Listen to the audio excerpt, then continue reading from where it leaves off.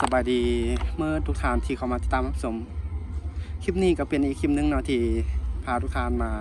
เที่ยวงานบุญกินเกียงของสภามงที่บ้านพาเท่าเนาะมื้อนี้วันที่27เป็นมื้อสุดท้ายเนาะมื้อสุดท้ายของงานบุญกินเกียงอยู่ที่บ้านพาเท่ามื้อนี้เดี๋ยวพาทุกท่านไปเลาะเที่ยวชมเบิ่งเป็นจังไดเนาะติดตามเบิ่งนำกัน3 โมงยัง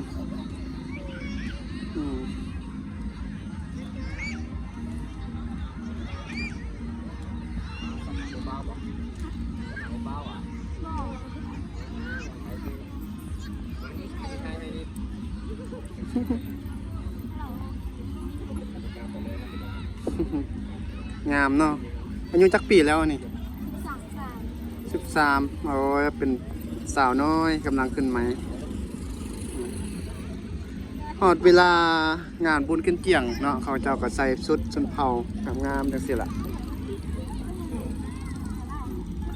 มาถ่ายรูปเนาะ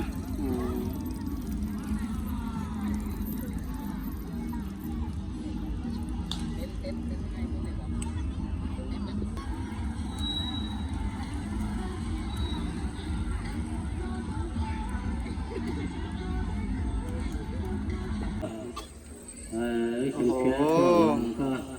อันนี้3 โมงหลวงเก่างามมีแต่ผลงามผลอันนี้เนาะมื้อนี้มื้อสุดท้ายเลยเด้อแม่นบ่มื้อนี้มื้อสุดท้ายแล้วเนาะมื้อสุดท้ายแล้วอีกบ่ดนก็จะไปให้เป็นนาอีกล่ะบ่เห็นแล้วเนาะมื้อนี้งามมาซอกบ่เห็นเลยจักไปทางใดบ่ฮู้เลยเนาะมือบุญแล้วมีแต่คนงามมาหลายเนาะบุญเจียงแล้วบ่เห็นเลยอันนี้คนงามนี่ซื้อหยังฮะจะได้ก่อนลีลาป๊อซื้อลีลาว่าซั่นดิคนลีลา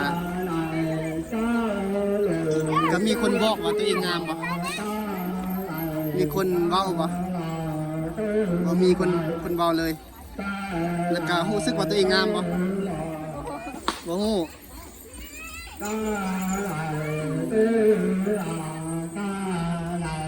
ชื่อลีลาอายุจักปีแล้วลีลา16 ปียังเข้าโรงเรียนบ่เข้าเรียนห้องใดยังเข้าโรงเรียนบ่มยังม.6ผู้นี้เป็นเอื้อยบ่เฮามาน้ำกันบ่นี่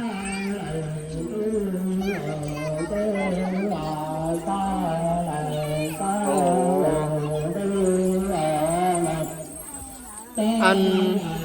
ผู้นี้ได้ซื้อหยังปาเนียปาจีผู้นั้นได้ซื้อหยังไม่มั่วโอ้มาก่อนเอาโยนไปโยนมานี่คันมีผู้บ่าวโยนได้บ่นี่บ่มี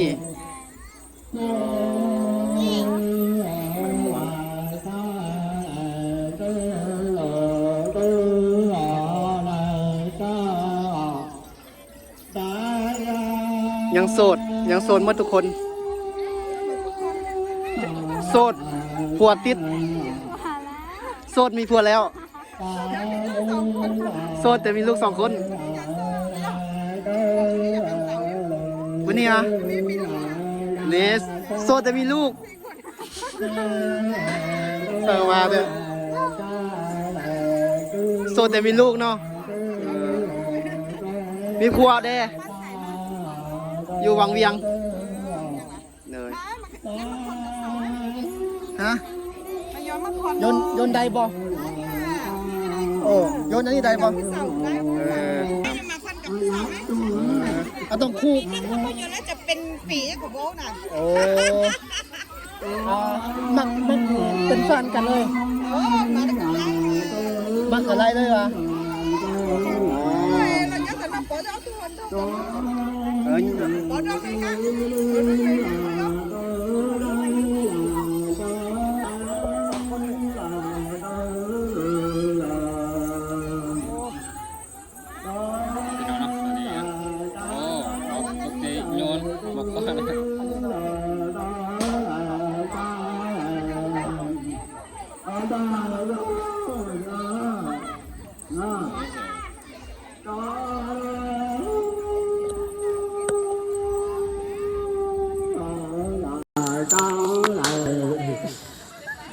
นึงก่อนอ่ะ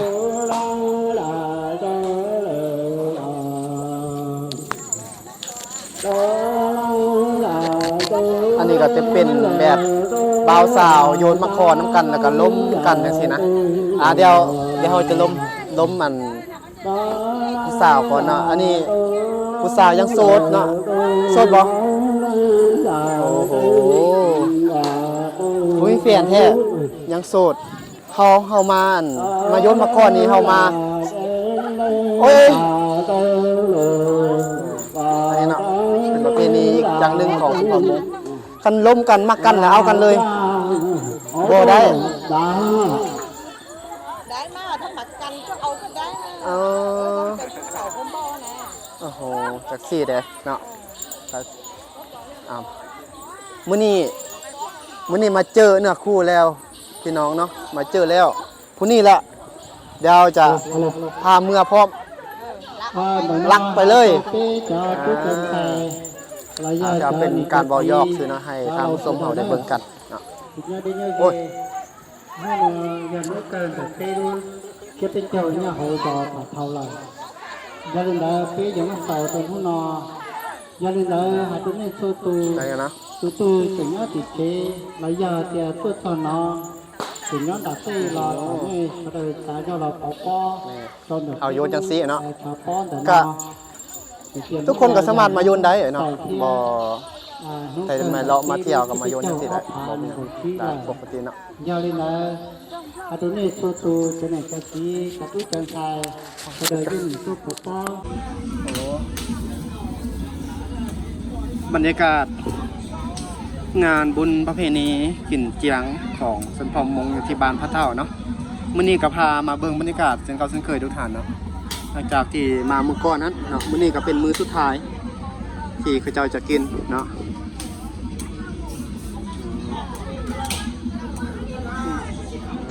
เป็นอยู่ที่เดินบานเนาะ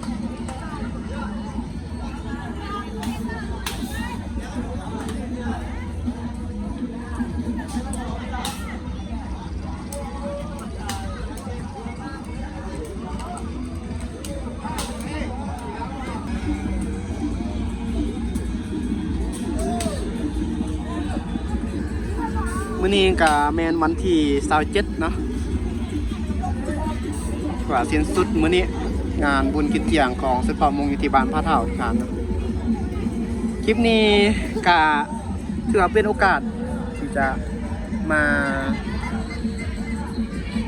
ลมเกี่ยวกับนางเอกซองคำตุกเนาะแต่ก่อนหั่นเนาะน้องใจหั่นปัจจุบันนี้ก็เอาพัวเป็นที่เรียบร้อยแล้วทุกท่านเนาะFC ที่ติดตามอยู่เนาะ FC เก่าที่เข้ามาเบิ่งตอนนี้เนาะเอามือทำอิฐเนาะของบุญกิจเจียงนี่แหละ ไปเอาพัวแล้วว่าซั่นเด้เนาะแล้วน่าจะบ่ได้เห็นน้องใจอีกแล้วเนาะไหน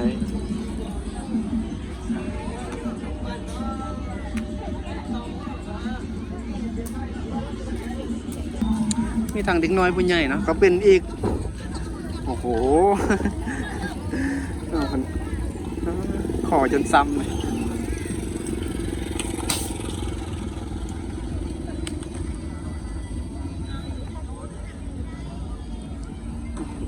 วิธี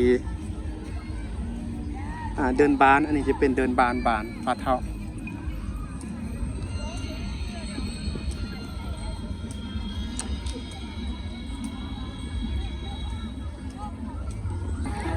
อยู่วันนี้ก็จะเป็นเกี่ยวกับถ่ายรูปเนาะถ่ายรูป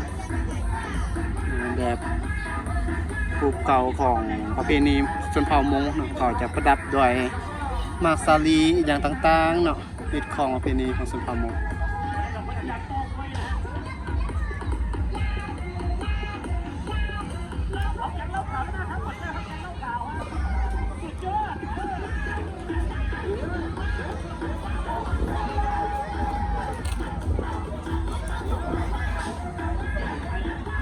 อันนี้ดินมัก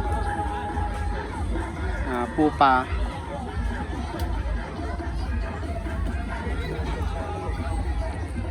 ก็มื้อสุดท้ายก็จะประมาณนี้แหละทุกท่านเนาะก็จะ คนก็จะบวร้ายแน่ก็ลิ้นลายมือมาเนาะ